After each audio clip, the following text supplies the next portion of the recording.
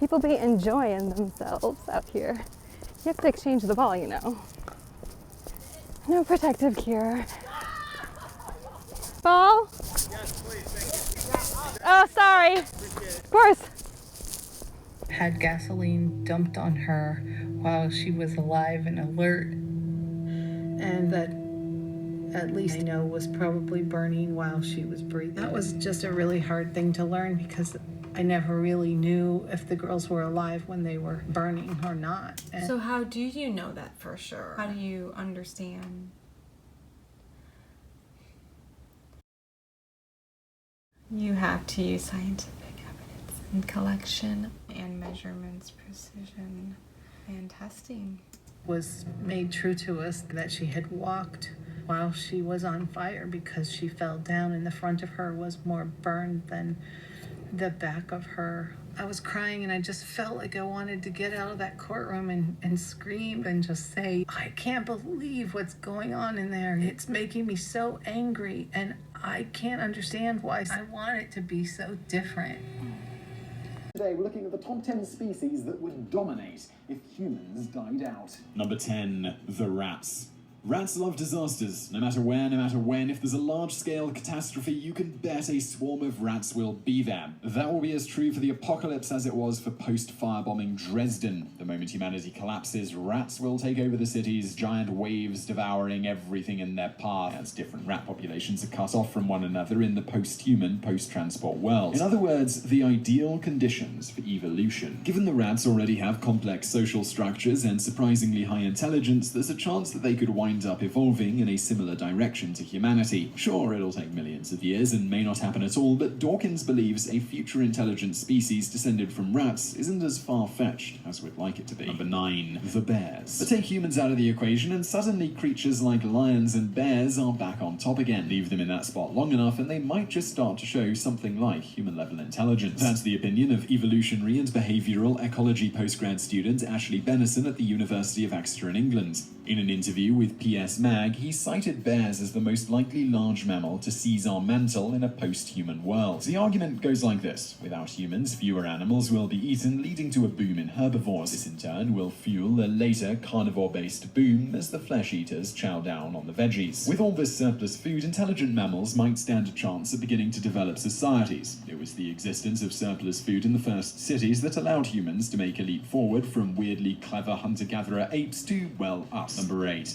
the dogs. Number 7, the ants. While individual ants are pretty dumb, combined they have an advantage humans don't: the hive mind.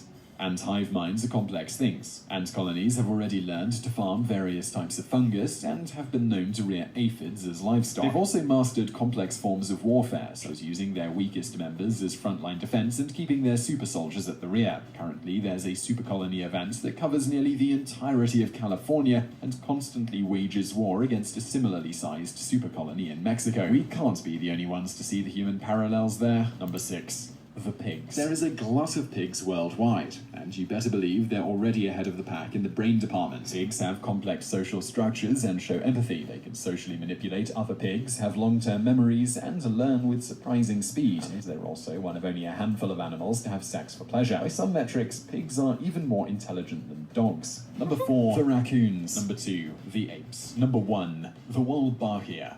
Wolbachia are a specific type of bacteria, also known as the Herod bug, and they're not just the best candidate for ruling some future version of Earth, they're the best candidates for ruling the Earth we live on right now. Wolbachia are almost totally in control of the fate of thousands of people. They live within the cells of 2/3 of all insects and arthropods, spiders and mites, and so on. They infect other organisms through the eggs of a host female. Oh, and they can do stuff to you that'll make you want to scream. These parasitic bugs can force their host to spontaneously change sex from male to female, increasing their chances of being passed on. In more complex organisms, they can kill off unborn males when they're still embryos or modify a male host's sperm, so it can only mate with a Wolbachia-infected female. To top it all off, they can modify their host's genes, triggering evolutionary mutations. In other words, they've been controlling the evolutionary destiny of millions of creatures for centuries. Of course, Wolbachia are in no danger of becoming super intelligent, but in a post-human, post-large mammal, post-nuclear war world, when nearly every remaining species lives and reproduces at the whims of Wolbachia, they might not need to reach high intelligence to call themselves the most dominant life form on Earth. Good afternoon to everyone, and as always, thanks to those who are tuning in. I know that people are practicing social distancing, so there were lots of folks who couldn't come today, including all the reporters, not to mention everybody at home who tunes in every day.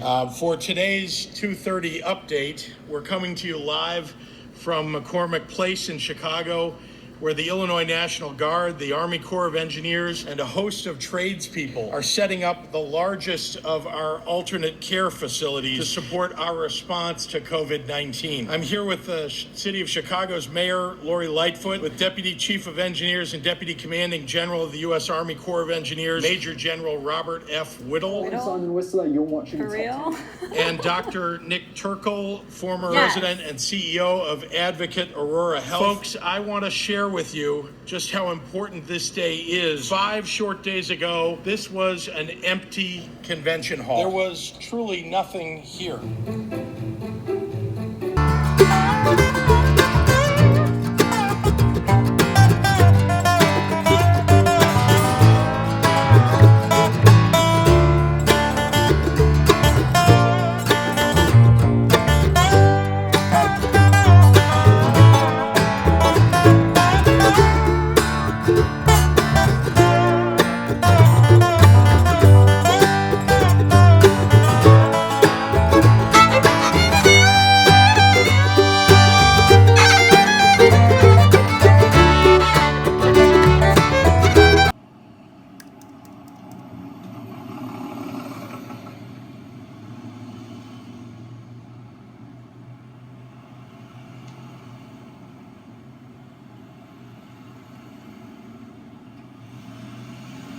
Thank you. Let him cross.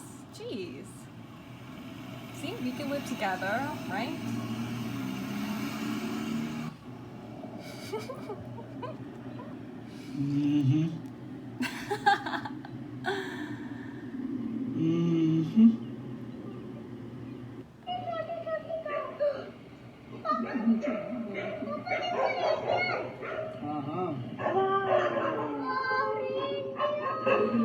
लोगों ने निकलना बंद कर दिया और देखिए जानवर सड़क पे आ चुके हैं।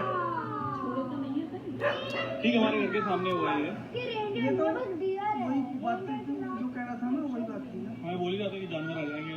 I can't understand why. I want it to be so different.